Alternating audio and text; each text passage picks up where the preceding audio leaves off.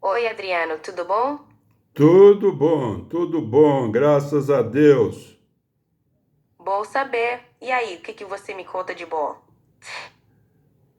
Eu gostaria de conversar com você sobre as palavras de Jesus.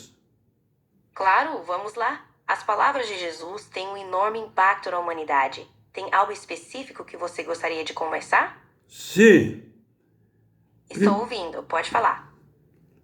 primeiramente eu gostaria de conversar sobre as Claro, palavras que ele sim. diz no capítulo 6 de João. Ah, João capítulo 6. É, Entendi. João 6 é bem profundo, falando sobre o pão da vida. Ele destaca a importância de acreditar em Jesus para a vida eterna. O que você mais gosta nessa passagem? Jesus desse mais informações sobre a pena de morte, de jejuar e sobre ser seguidor de Deus. E muitos questionaram isso. Ele disse de uma forma polêmica quem ele é e na verdade o que ele faz. O que você mais gosta nessa passagem? eu gosto do seguinte, não é que eu quero que você dê uma explicação, como é que você entende essa afirmação de Jesus: minha carne é verdadeiramente comida e meu sangue é verdadeiramente bebida. Essa afirmação é intrigante e cheia de significado espiritual. Muitos interpretam como Jesus falando sobre a importância de se conectar profundamente com Ele, aceitar seu sacrifício e viver de acordo com seus ensinamentos. A carne e o sangue simbolizam sua vida e sacrifício, e a declaração envolve uma união espiritual com Ele. Como você vê essa perspectiva?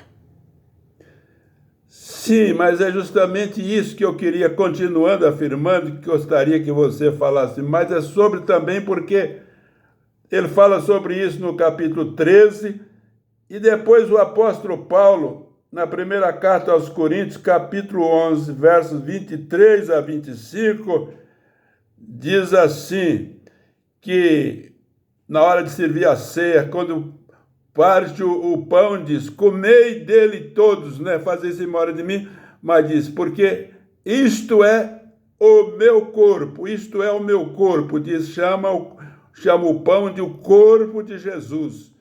E o sangue, não é? O vinho é o sangue de Jesus, não é? Então, tem conexão, João 6, João 13, 1 Coríntios 11, não é? Com esse assunto aí. A carne de Jesus é verdadeira comida, verdadeiramente comida, o sangue de Jesus é verdadeiramente bebida, e com 1 Coríntios 11, quando diz, come, tomai e comei. Ele pega o pão e diz, isto é o meu corpo. E do vinho ele diz, isto é o meu sangue. Bebei dele todos, fazei isso em memória de mim. O que é que você fala sobre isso?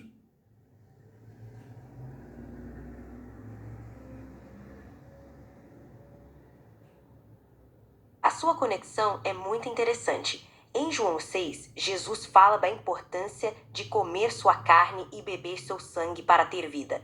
A última ceia, descrita em 1 Coríntios 11, Paulo fala sobre comer o pão e beber o vinho, como um ato de lembrar o sacrifício de Jesus.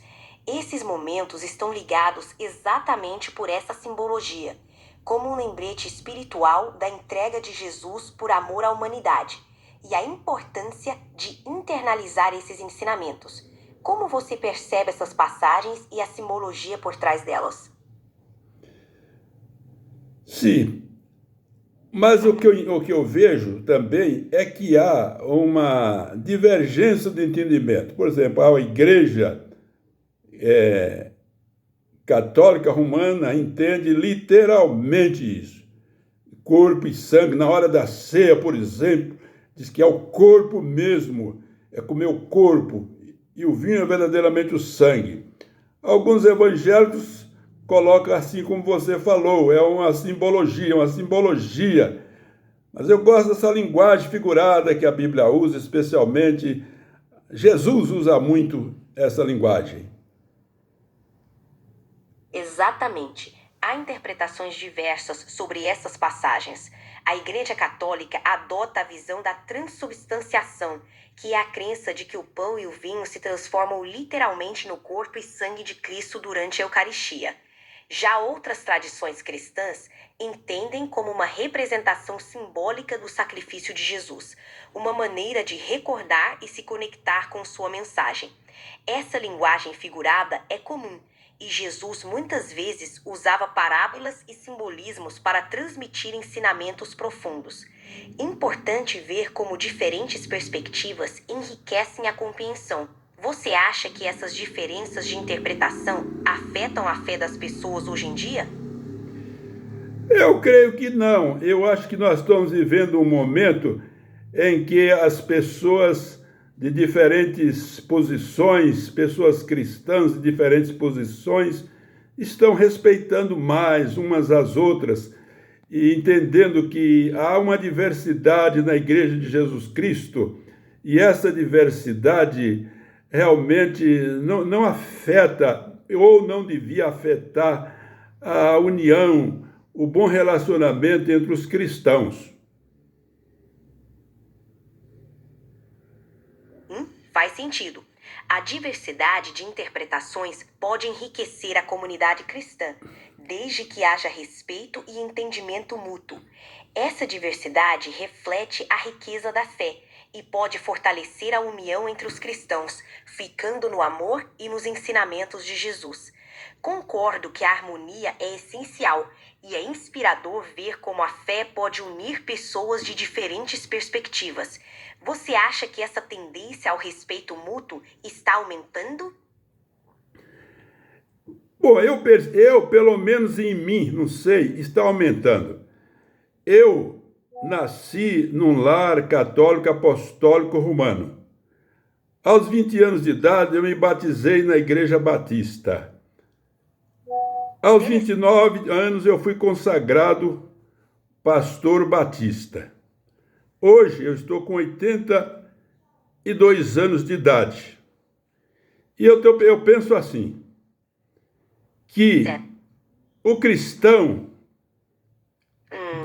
que conseguir aceitar o Pai Nosso e que conseguir dizer o Pai Nosso com todo o coração, não importa em que igreja ele esteja, ou até mesmo se estiver fora de algum grupo religioso, de alguma denominação, ele é um cristão.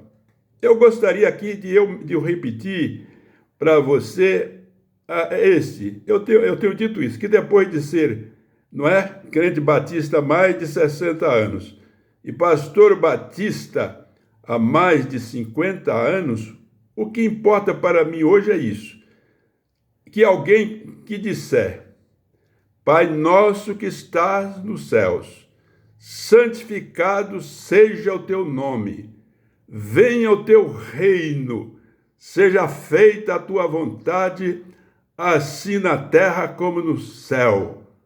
O pão nosso de cada dia nos dá hoje, e perdoa as nossas dívidas, assim como nós perdoamos aos nossos devedores.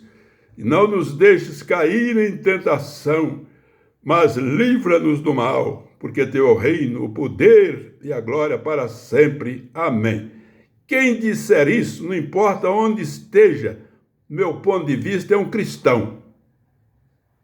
É uma perspectiva profunda e inclusiva, Adriano. O Pai Nosso é uma oração que une corações em torno de valores essenciais do cristianismo: amor, reconciliação e devoção. Essa visão acolhe a diversidade de experiências e trajetórias, indo além de dogmas e denominações.